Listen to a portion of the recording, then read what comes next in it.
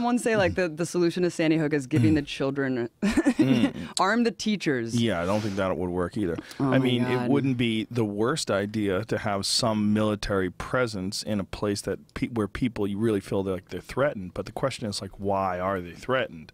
Like you have a fucking mentally ill person who has access to guns. The real issue is keeping track of mentally ill people, I would imagine, and Didn't also that knock down that mentally ill thing? Like, wasn't that a vetting thing that I think the NRA actually shut down? That mentally ill people can actually still purchase firearms. Am I wrong about that? That's a good question. I think in terms of like what is the medication they're on, you know, because what I know defines mental illness. Yeah. Well, the federal government was trying to deny licenses to people that have medical marijuana prescriptions.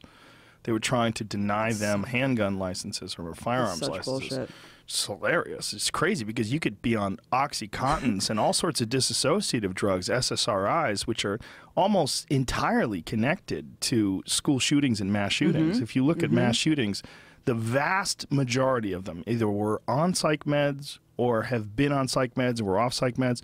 And of course, then the real scientific argument is, you know, that they're not necessarily the cause, you know, that causation and correlation are not necessarily connected.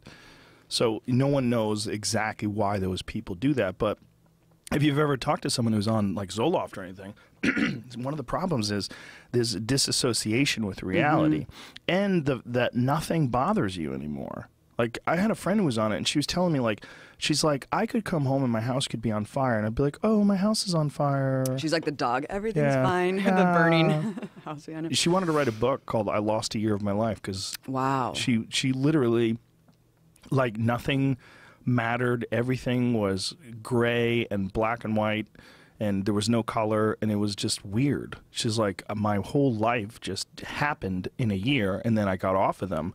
And then I was like, oh, okay, now I'm a person again. Like, what the fuck happened to me for a year? That stuff horrible. Scares the shit out of me. How many people they just throw on those goddamn things?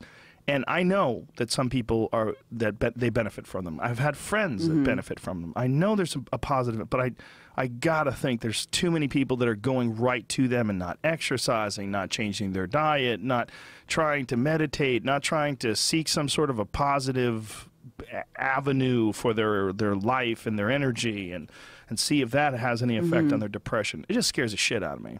Yeah. Yeah, no, it's crazy. I mean, and how crazy is this Jeff Sessions like taking us back to reefer madness? He wants to do Just Say No again. He wants to restart Just Say No.